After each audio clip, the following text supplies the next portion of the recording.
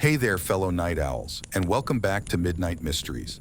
I'm thrilled to have you join me once again as we embark on another journey into the realm of the unknown. Tonight, we have a particularly spine-tingling tale in store for you, one that will send shivers down your spine and leave you questioning what lies beyond the veil of darkness. So, grab your favorite blanket, dim the lights, and prepare yourself for a night of chilling suspense and unexplained phenomena. But before we dive into tonight's story, I want to extend a warm welcome to all our new subscribers. If you're new to the channel, be sure to hit that subscribe button and ring the notification bell so you never miss out on our latest tales of terror.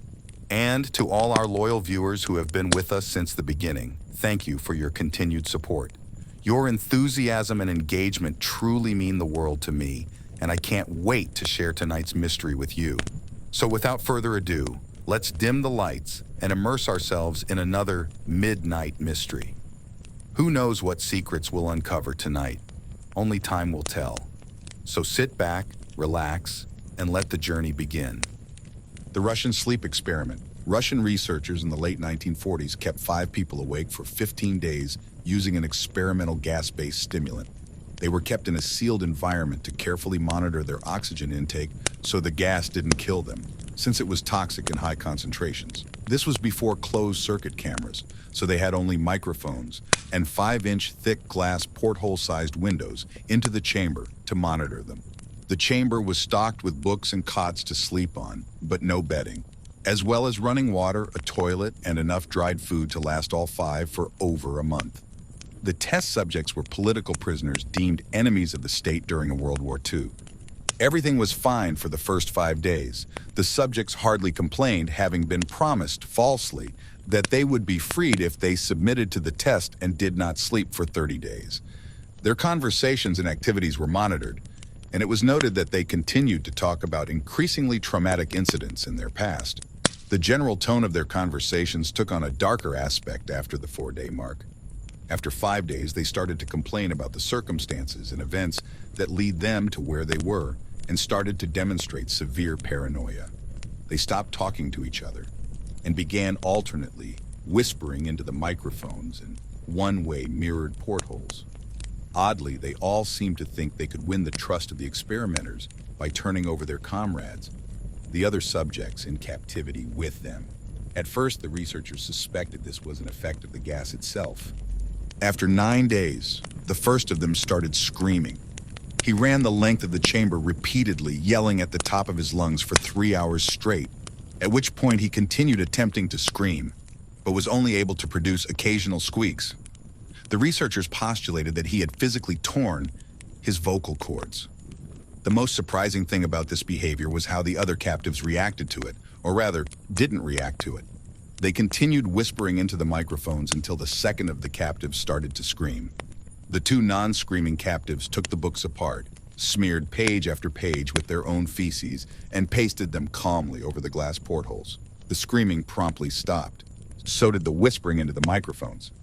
After 3 more days passed, the researchers checked the microphones hourly to make sure they were working, since they thought it impossible that no sound could be occurring with 5 people inside.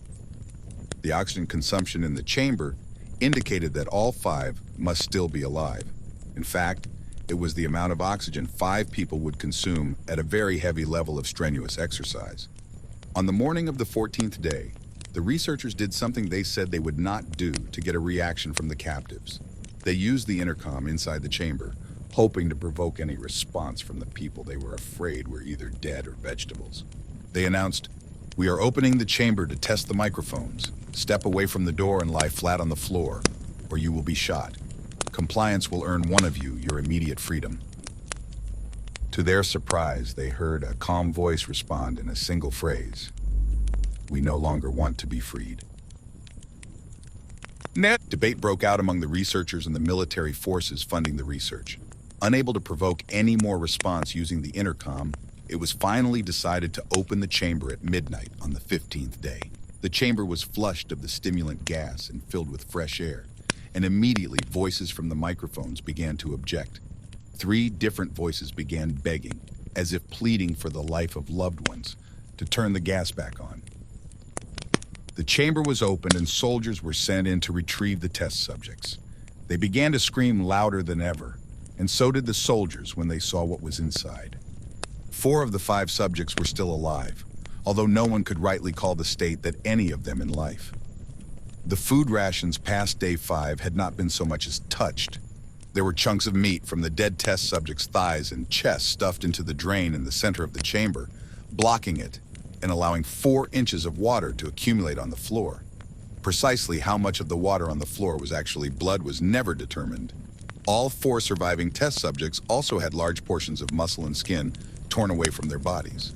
The destruction of flesh and exposed bone on their fingertips indicated that the wounds were inflicted by hand, not with teeth as the researchers initially thought. Closer examination of the position and angles of the wounds indicated that most, if not all of them, were self-inflicted. The abdominal organs below the rib cage of all 4 test subjects had been removed. While the heart, lungs, and diaphragm remained in place, the skin and most of the muscles attached to the ribs had been ripped off, exposing the lungs through the rib cage.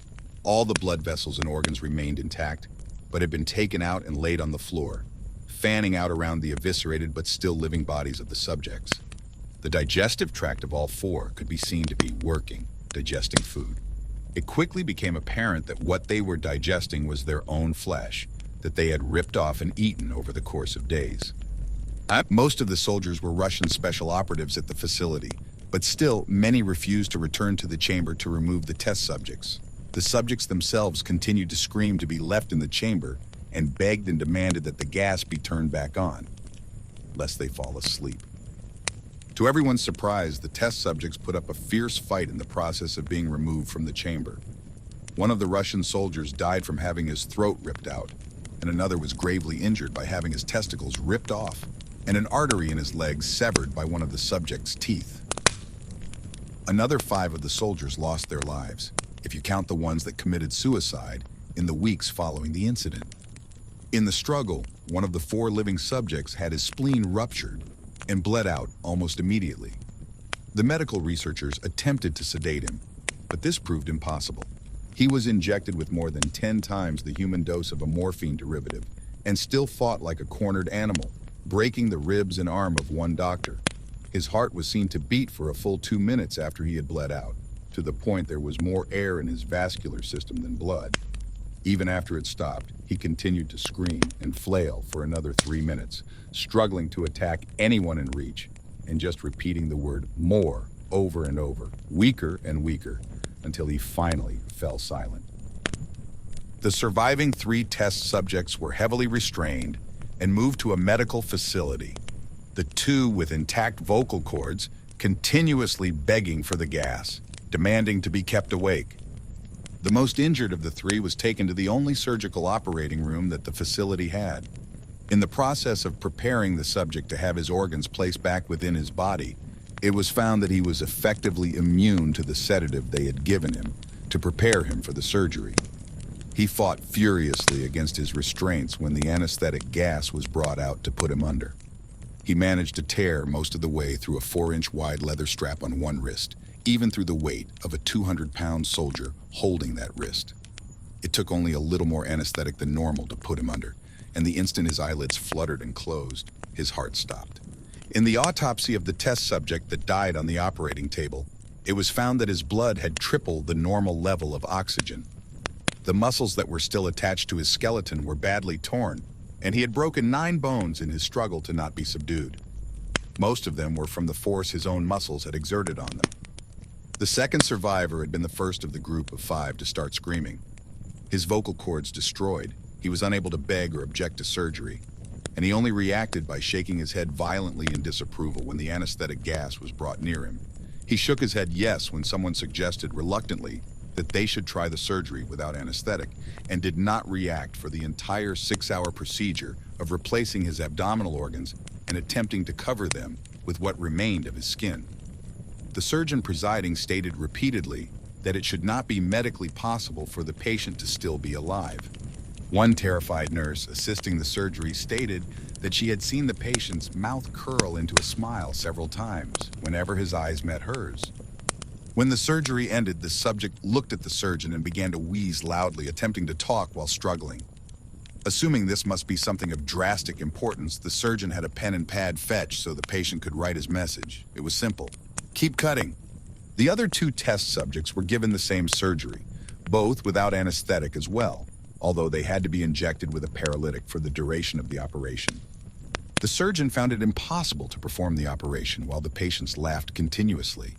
Once paralyzed, the subjects could only follow the attending researchers with their eyes.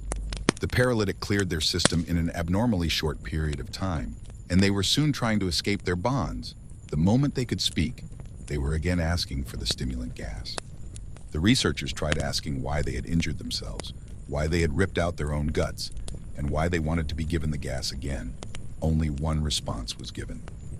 I must remain awake. All three subjects' restraints were reinforced, and they were placed back into the chamber, awaiting determination as to what should be done with them. The researchers, facing the wrath of their military benefactors for having failed the stated goals of their project, considered euthanizing the surviving subjects. The commanding officer, an ex-KGB, instead saw potential and wanted to see what would happen if they were put back on the gas.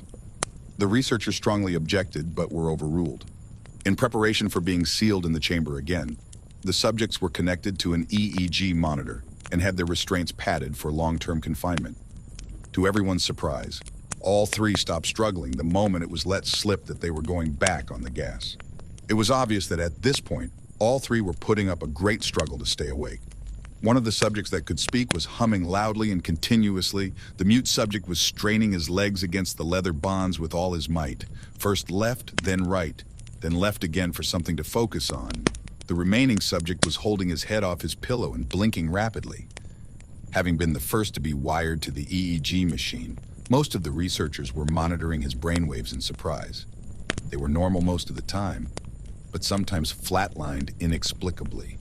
It looked as if he were repeatedly suffering brain death before returning to normal.